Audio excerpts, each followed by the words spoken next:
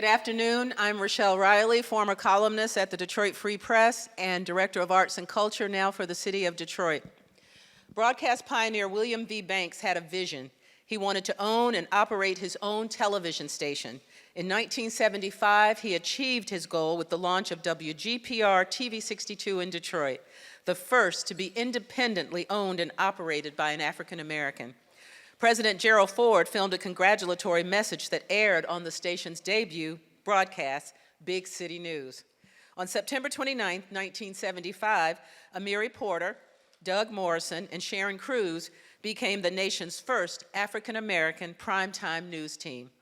Today, we stand in the museum that bears Mr. Banks' name to celebrate our history, the history of the Detroit chapter of the National Association of Black Journalists, who have had the consummate job of covering a predominantly black city for the past 40 years.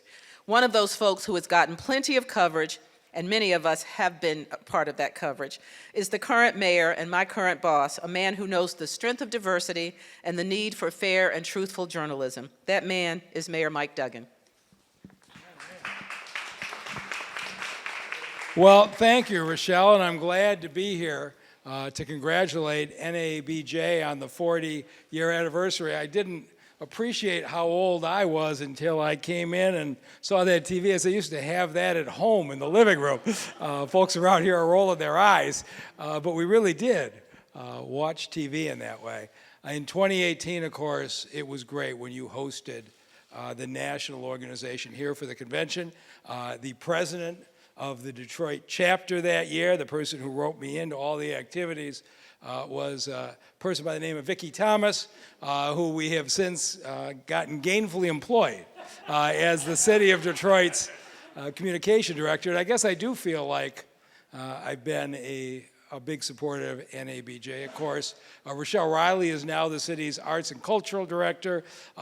Alexis Wiley was the city chief of staff. We have several other of your members serving in various capacities, and it shouldn't be a surprise. As you all know, in many cases, black journalists have great passion for journalism itself, but they oftentimes have great passion for the community, and that comes through in your work, and it makes you the kind of person to be able to spend part of your career telling the story and part of your career shaping the story. And pretty soon I'll have an announcement on the new positions for Hewell Perkins and Chuck Stokes.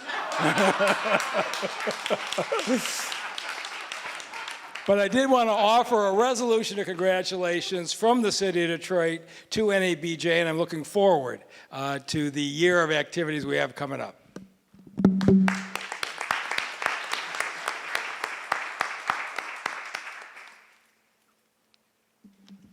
Thank you very much, Mr. Mayor. Now, I'd like you to please welcome the current and longtime president of Detroit NABJ, former stellar reporter at the Detroit News, my friend Vincent Mccraw.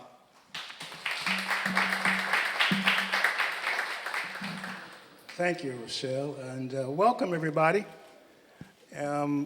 Welcome. Hello. If this was a church and I was a preacher, I'd say this is a glorious day. And it is, because we're here to kick off and announce the 40th anniversary celebration of Detroit NABJ.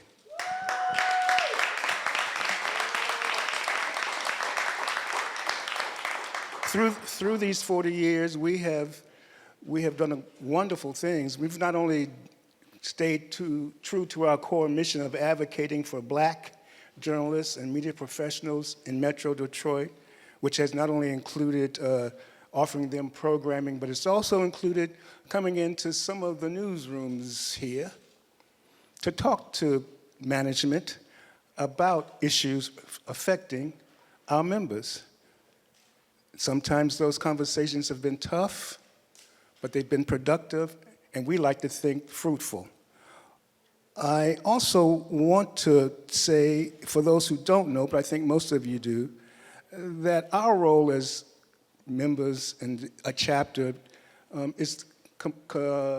parallels the national NABJ's role, and that is to provide a critical light on the issue of race in newsrooms, in our case, around Metro Detroit. and that's what we do. Everything from hiring, promotion, retaining, and training. Let me just tell you a few things that Detroit NABJ has done just in the past year. All of it mostly virtual because of the environment we find ourselves in with the pandemic. But just in the past year, maybe I think we're beginning our second year now, we've created a mentoring program. This was the idea of one of our board members, Chanel Stitt, thank you, who is our vice president of print, and she's a business reporter at Detroit Free Press. We have about 20 college students as mentees paired with 20 mentors who are in the business in the area. Also, for the past 3 or 4 years, and this past June, we did our annual Black Male Media Project, where we highlight some of the issues surrounding black males and how they're perceived in the media. This year, however, we took a different spin, and we had a panel of black male reporters and journalists in Metro Detroit who talked about the challenges that they face in this business and in the newsrooms where they work. Now, just recently, a contingent of us here returned from Vegas for the National NABJ Convention. The first time the National Convention has been held in person since 2019 in Miami. But I say all that to say that even in Vegas, at somebody else's town, most of us got comments still praising the convention here in Detroit in 2018.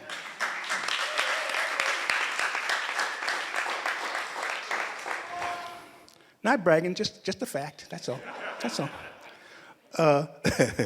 So I want to thank all of you for coming out and for being a part of this. You'll soon hear in a few minutes some plans that we have for events and programming over the next few months.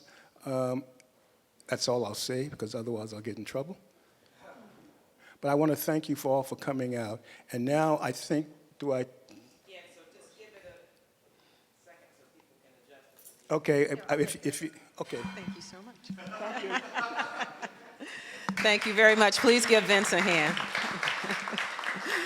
Lieutenant Governor Garland Gilchrist had planned to be here, but circumstances intervened so quickly he is now here in spirit and on the video. Good afternoon, everyone. Lieutenant Governor Garland Gilchrist here. I am so proud to join you virtually for the 40th anniversary of the National Association of Black Journalists Detroit chapter. The association has a critical mission to boost diversity and representation in our newsrooms, empower Black voices in journalism, keep citizens informed, and move our community forward. It empowers Black journalists who play a vital role in our democracy. Black journalists shed light on the issues that matter, push for accountability, cover arts and culture, and provide voters with the information they need to make decisions. Black journalists connect, celebrate, and elevate Michigan communities. Since 1982, the Detroit chapter has combined advocacy and professional development with community service, partnering with Arise Detroit to transform Detroit neighborhoods, hosting a Black Male Institute, and joining with Wayne State University to support unemployed journalists. Most importantly, you continue to tell the story of Detroit. It is a story that won Time Magazine's greatest places in the world and the site of the 2024 NFL Draft.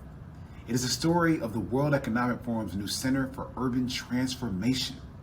It is a story of Detroit as the world's #1 emerging ecosystem for startups, according to the Startup Genome. So together, we are turning heads in my hometown of Detroit, showing the world that this is a city of limitless opportunity. As we move forward, know that Governor Gretchen Whitmer and I are committed to building on this progress, helping you tell this story of grit, resilience, and most of all, hope. Thank you so much.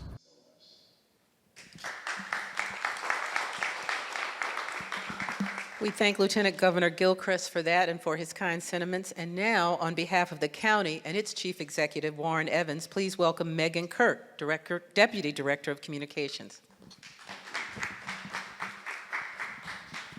Good afternoon, everyone. So I am here representing our Wayne County Executive, Warren C. Evans, and I want to personally extend our thank you and our congratulations for 40-year anniversary of the National Association of Black Journalists. I want to extend a personal thank you to you, Vince, for allowing me into this illustrious organization and for being one of the people charged with really helping me to get my feet dirty in Detroit, get some news stories out there. We know that the city of Detroit has always faced highs, lows. We are a city full of grit, full of resilience, and it is at the hands of Black journalists that we've been able to accurately depict everything, every story coming out of our neighborhood. So on behalf of myself, Warren, our County Executive, Warren C. Evans, I want to extend this proclamation and hope for years and years and years of more progress, more success, more Black journalists coming out of colleges and universities and being able to find their voice within their community while making a true statement that other organizations and other news outlets may miss. Thank you so much.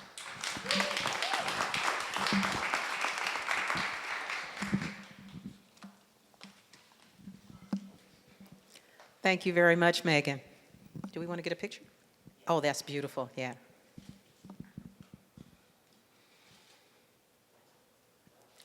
Megan Kirk, on behalf of Warren C. Evans, thank you very much again. Detroit is very proud of our homegrown historians we have here who remind people of Detroit's greatness, its pains and sorrows, and its points of pride through the years. Among those stellar scholars is my friend, the great Ken Coleman. Please welcome him. Thank you so much, Rochelle.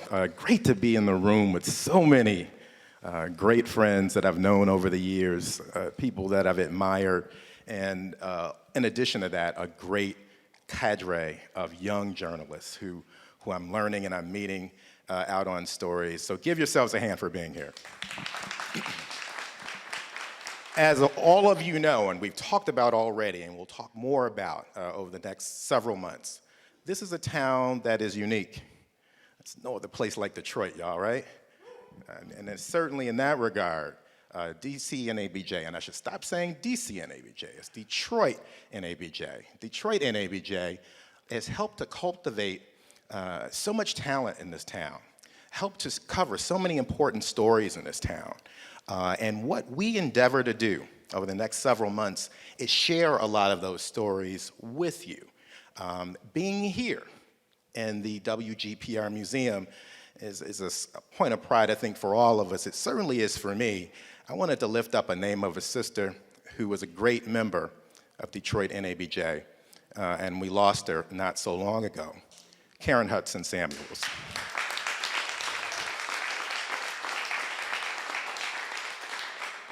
I was pleased to be one of the people who helped do whatever Karen wanted us to do to make this edifice happen. And I can't think of a better place, Rochelle, to have this press conference kicking off our 40th anniversary. So I want to lift up Karen's name to be sure.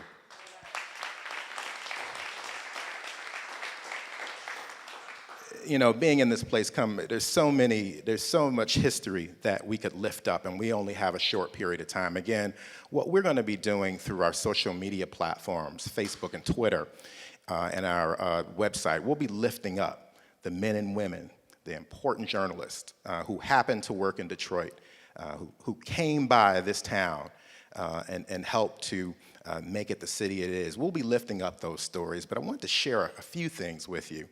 You know, we talked a lot, Mr. Mayor talked about the 2018 Detroit convention, or NABJ convention that Detroit hosted in 2018. I remember I was a young journalist, Felecia, back in 1992. I had hair and it was black and it was, I was a young journalist. But I just joined NABJ in 1991. And a sister, another good member who's not unable to be here today, Randye Bullock, said, "You gotta join Detroit NABJ." And I said, "Why, Randye?" "We're getting ready to host a convention." I said, "Wow, okay, that's cool."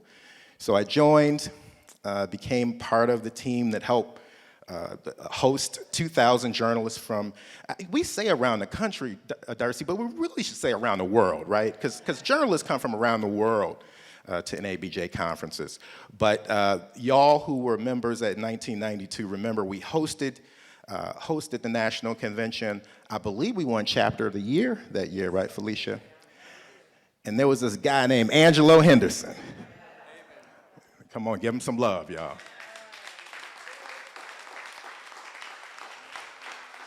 Angelo was our president at the time, our fearless leader. We had a great convention, and for somebody that was young like me, in my early 20s, I was probably 23 or 24, it was a great sort of experience. It gave me a lot of motivation. And so that really kind of spurred on the history stuff that y'all see me do on Facebook and Twitter every day. And I wanted to lift up a couple of other names. One we just lost this year. And if you happen to have been in this market, as we call it, in journalism, or if you go way back in Detroit, you'll remember a woman named Trudy Haynes. Who remembers Trudy Haynes? You all know, you probably do. Trudy Haynes was a groundbreaking, trailblazing journalist. She started at WCHB, the first African-American radio station in America built from the ground up. It started in Inkster and moved to Detroit. Trudy, back in those days, to show you how far we've come along in diversity and equity and inclusion, she was called the women's editor at WCHB, women's editor. They only had a half hour, maybe an hour for women to be on the air. But Trudy took that opportunity and parlayed it from WCHB, Stephanie Davis, as you know, and went on to WXYZ, Chuck Stokes.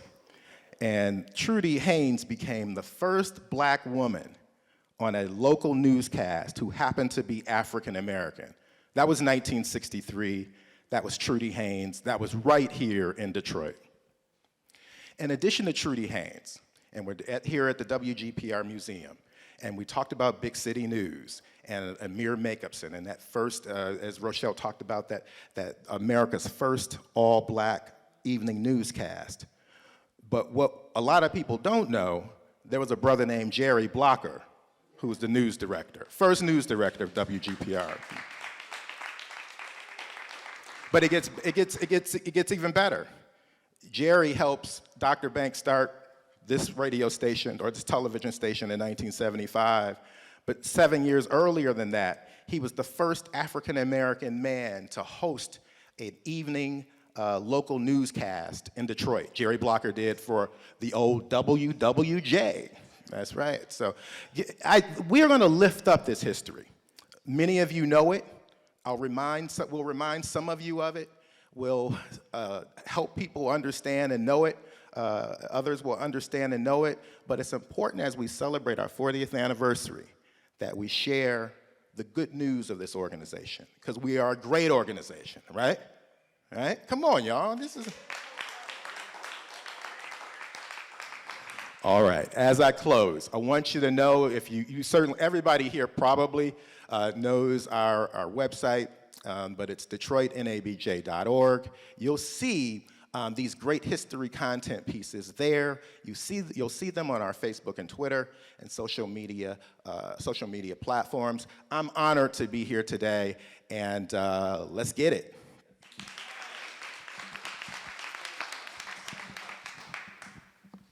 Thank you very much, Ken. I want to take just a minute because we have so much amazing history that's walking around and sitting in the room.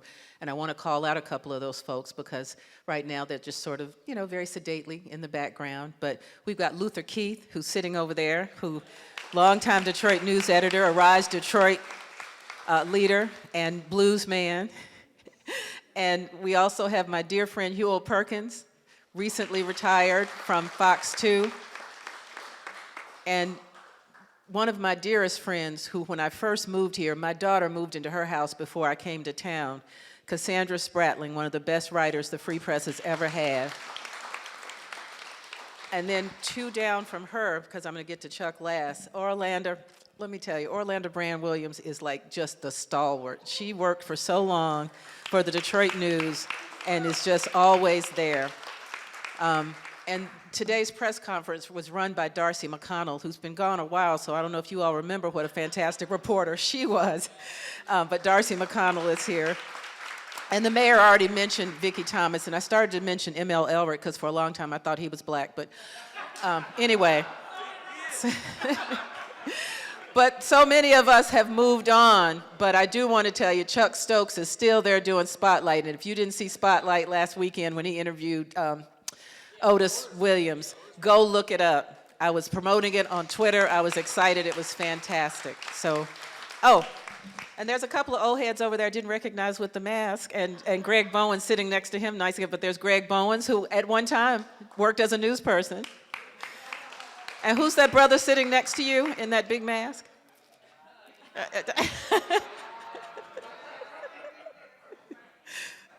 Very fun. Thank you for being here. But thank everybody, because literally we are people. That's what you need to remember as we are working very hard in a community that is one of the best news towns in America. We have always been people. And I remember when somebody years ago asked me if I was black first or reporter first. And I wish I had told them what Eric Thomas just told me a few weeks ago when somebody was stupid enough to say something like that. You know they can see me, right? Okay, so we're going to move on. Now, before the video starts, I'd like to tell you that Detroit is one of the many chapters across the country that belongs to the National Association of Black Journalists, which was founded in Washington, D.C. in 1975. It is one of the largest minority media groups in the world, and our national president, Dorothy Tucker, could not be here, but she is here in spirit and on video to honor us on this historic 40th anniversary. So please take a look at the screen to hear a message from Dorothy Tucker. Greetings, Detroit chapter of the National Association of Black Journalists. I wish I could join you in person, but I had a long planned time off with my family, which I could not reschedule. How fitting that this kickoff event is being held at the William V. Banks Broadcast Museum and Media Center, home of the nation's first black-owned TV station, WGPR. I'm so delighted to be a part of this kickoff celebrating the 40th anniversary of the Detroit chapter, and I send you greetings and congratulations from the staff and board of directors of the National Association of Black Journalists. As many of you are aware, the national organization will celebrate its 50th year in 2025. It's a milestone we owe in part to the strength of our chapters like Detroit. You've stood with us during the good years and the more challenging times. Your leaders have taken leadership positions in the national organization and led us to solvency. Your work to advocate for black journalists, raise funds for scholarships, and mentor those starting out in the field is unparalleled. It was always the hope of NABJ that our chapters would do the work needed in their communities to ensure that our voices will be heard. And you made sure that happened here in the Motor City. You've hosted not just one, but 2 successful national conventions, and I am proud to have been intimately involved in both. In 1992, I was regional director, and in 2017, when Vicki Thomas was regional director and I was VP of broadcast, the Midwest Mafia made sure Detroit won the national bid. So congratulations to the Detroit chapter of the National Association of Black Journalists. Since 1982, you have embraced and even enhanced our mission to successfully advocate on behalf of black journalists. Please know that you have our support not only during this milestone year, but for many, many years to come. Thank you.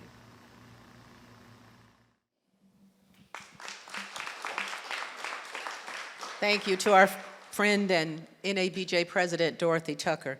And now it is my great pleasure to introduce you to our co-chairs of all of these amazing activities that you're going to see celebrating the 40th anniversary of Detroit NABJ. My friend Felecia Henderson, who is standing right behind me, is a former Detroit news editor and current media executive with the Maynard Institute. But you're going to hear right now from the other co-chair of our anniversary activities.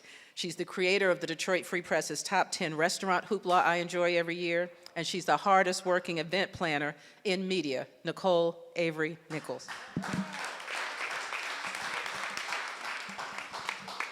Thank you, Rochelle. Good afternoon, Detroit. Good afternoon, Detroit. Yes. On behalf of the 40th Anniversary Committee of Detroit NABJ, I want to just say thank you for your support.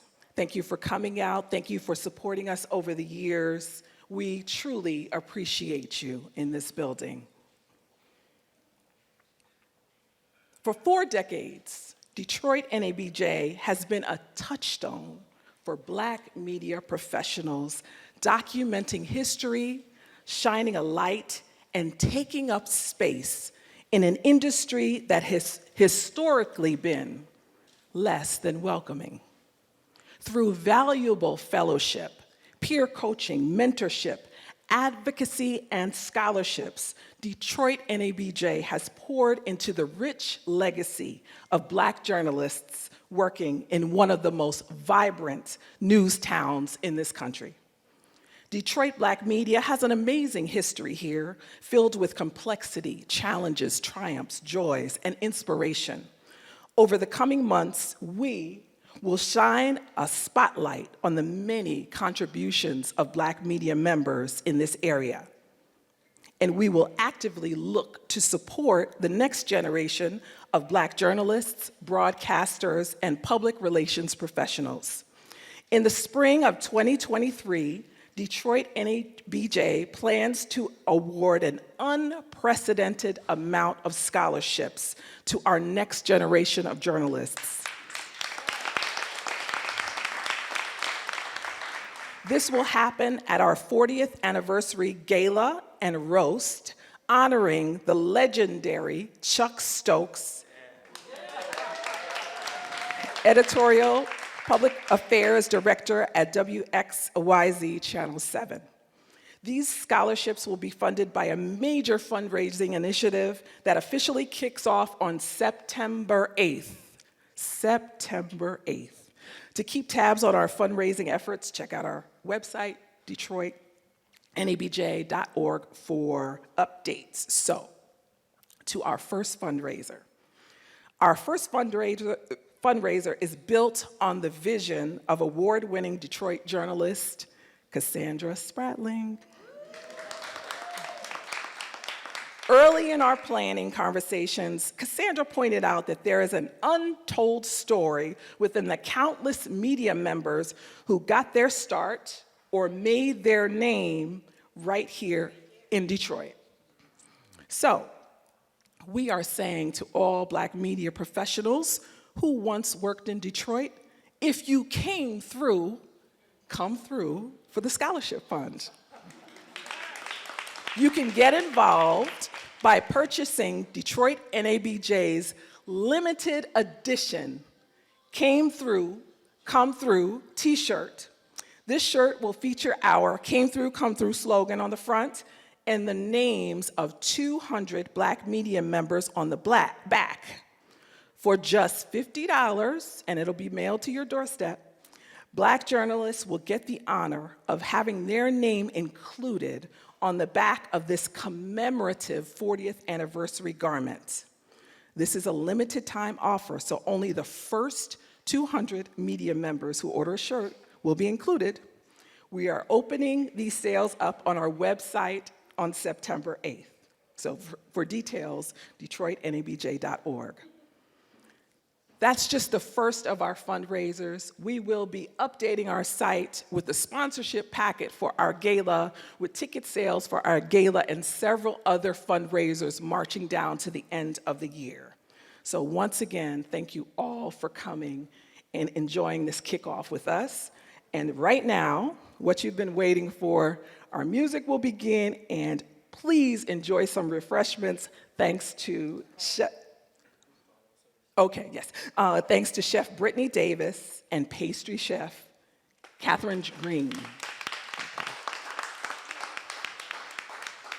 So all of our committee members, everybody who's in attendance, please come up. Let's take one group photo, and then we promise you the refreshments are in the back of the room. Thank you so much. I'm sorry, correction. If you've ever been involved in NABJ, come get in the photo, please. We need to honor everybody who is involved with this chapter. Please come up. We'll just crowd around, move these chairs. Yep. Come on up, please. Come on, let's show all this diversity of age, history, profession, accomplishment.